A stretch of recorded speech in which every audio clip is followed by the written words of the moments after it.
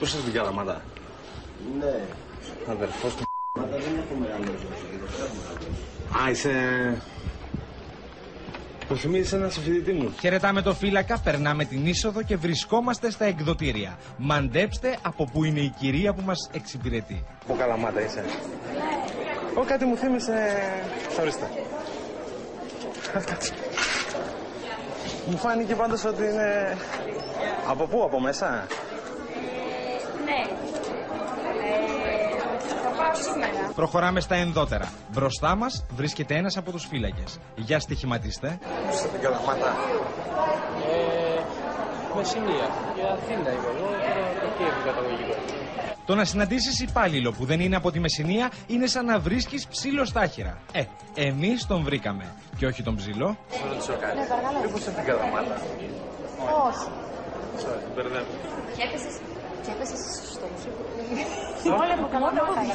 Αλλά μόνο εγώ δεν ήμουν από Καλαμάτα. Με αυτό το δεδομένο βγαίνουμε στη βεράντα και πλησιάζουμε τους υπάλληλους του μπαρ. Ψάχνω μια κοπελιά, είναι από τη Μεσσηνία. Όλες από τη Μεσσηνία είναι εδώ πέρα. Το Καλαμάτα δεν βοηθάει, δηλαδή. Καλαματιανοί είναι το 90% εδώ μέσα.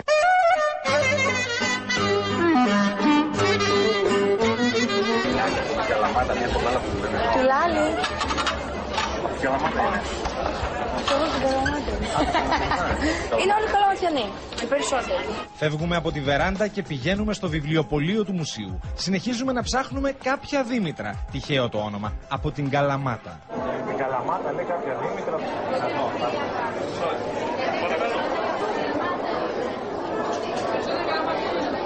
Είπε και εγώ θα ρωτήσω Καλαμάτα, θα μου πούνε... Καλαμάτα, πώς είναι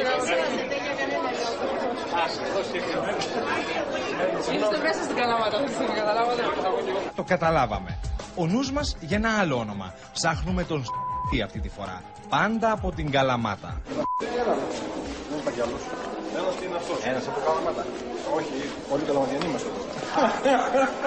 Αλλά... Όσο για την καταγωγή του κυρίου που μας μιλάει. Εγώ από την Ηλιαδρά πάντως. Από την Ηλιαδρά. Ηλιαδρά.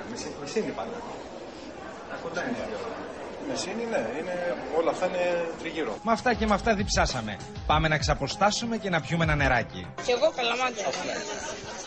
Θα δούμε το καλά. Ναι.